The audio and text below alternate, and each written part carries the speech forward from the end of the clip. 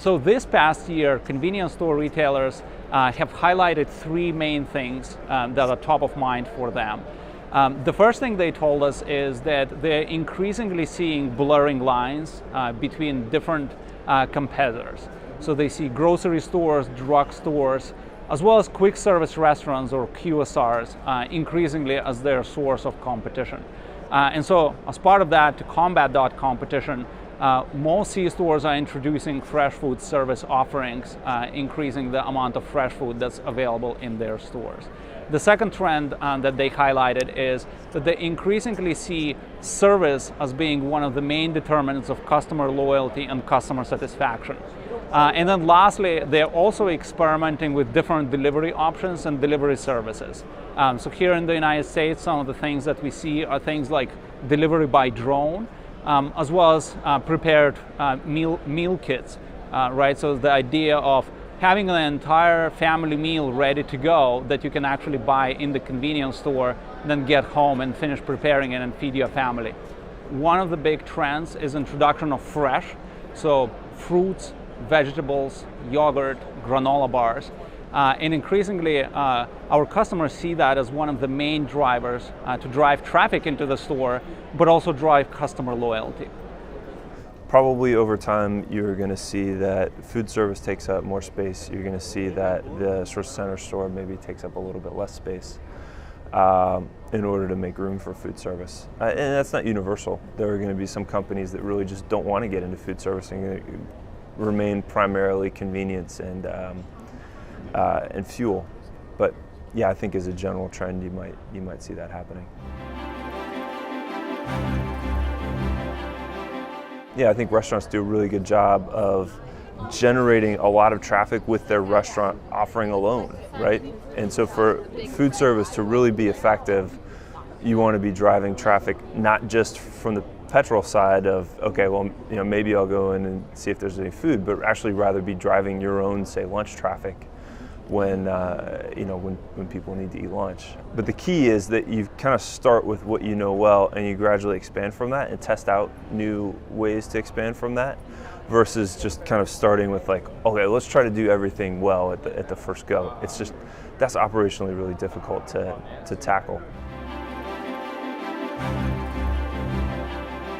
Mobile payments is a big trend. Obviously, anything to allow a customer to have the convenience of paying this way or that way.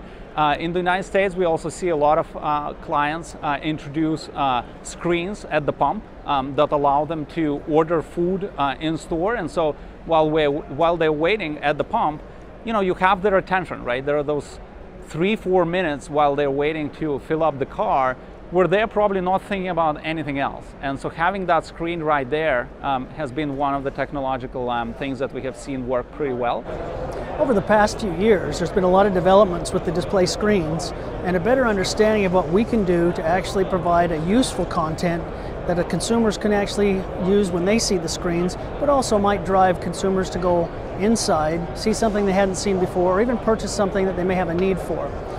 The display screens have also been evolving to where we actually have content now that's more valuable in terms of not just the merchandising, but local weather, local events, and even emergency programming like the Amber Alert that can come over the display screen that's actually useful content rather than just advertising.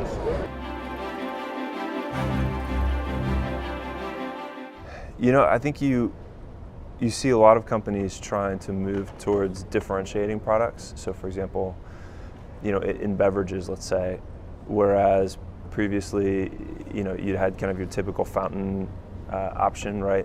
And maybe that was it. I think you're seeing more players move into things that can help them stand out a bit. So maybe something like a Coke Freestyle machine, that kind of thing, or getting into beverages that offer you a bit more than just kind of the typical like coffee with a questionable date of creation, but actually really starting to expand the beverage space just to offer more different kinds of offerings, some specialty offerings.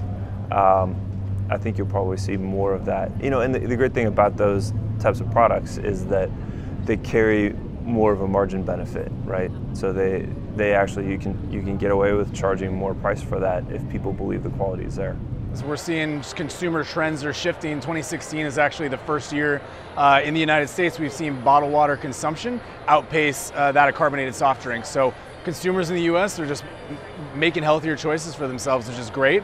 We're seeing them trade out of soda, out of juices, and those sugary beverages. So we fully expect to continue. The projections we have out through 2020 shows for premium water specifically, double-digit growth in the category, which is really exciting.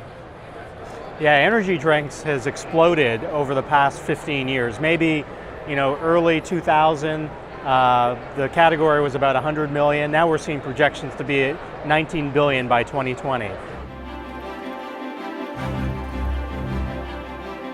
First of all, you have an existing store base. And so you have historical data on how your existing stores have performed.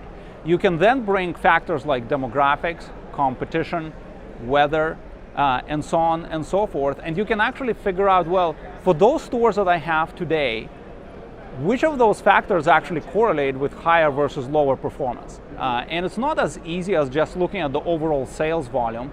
You actually have to look at profitability as well. And so those are some of the basic data sets that our clients can actually use. But there are some more sophisticated data sets that are becoming increasingly available. So as an example, MasterCard provides a data set that actually allows you to figure out what is the share of wallet that you can have in a particular market. And what are the customer segments that actually correlate with your success? So they're diving in and telling you, well, outside of your four walls, outside of your store specifically, where else do customers shop?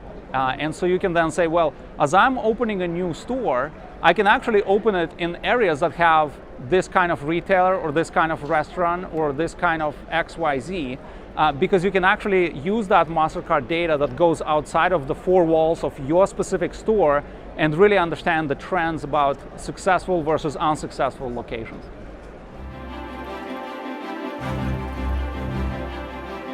Testing is central to a lot of and at least a lot of innovation. So if I'm in an already existing concept and I'm thinking about, say becoming more into food service, I think there's a real benefit in not necessarily biting off more you can chew by trying to expand to more products than that you can handle at first.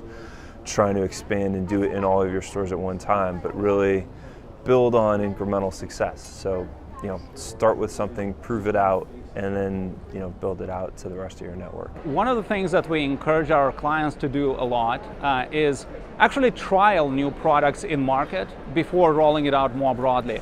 It is increasingly difficult to understand what the customer will actually want to buy and what the customer will actually have loyalty towards.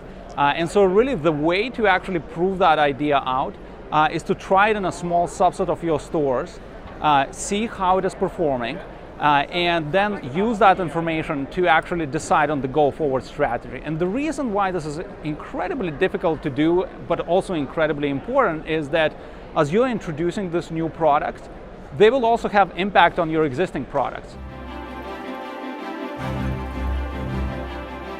I think a lot of it probably is going to be somewhat related to fuel price and how that continues to play over time. If fuel starts to get more expensive, I think you might start to see more players really try to drive prices as low as they can in order to really feed the C-store business, right? So, fuel often is a low margin business. And so the more you can use your sort of fuel offering to drive people into the higher margin business that is the store, the better off you are. Well, it's a tremendously robust space. There are about 150,000 convenience stores here in the United States. About half of them are actually what we call mom and pop shops, right? So these are not big chains, but actually, things that are owned by, individual owners. And the amount of innovation that's going on in the marketplace, actually, I think encourages me that it's going to be a tremendous space for years to come. I think especially with the rise of the millennial generation, where folks crave convenience, they crave that instant gratification. I think convenience stores are actually very well positioned to take advantage of that trend.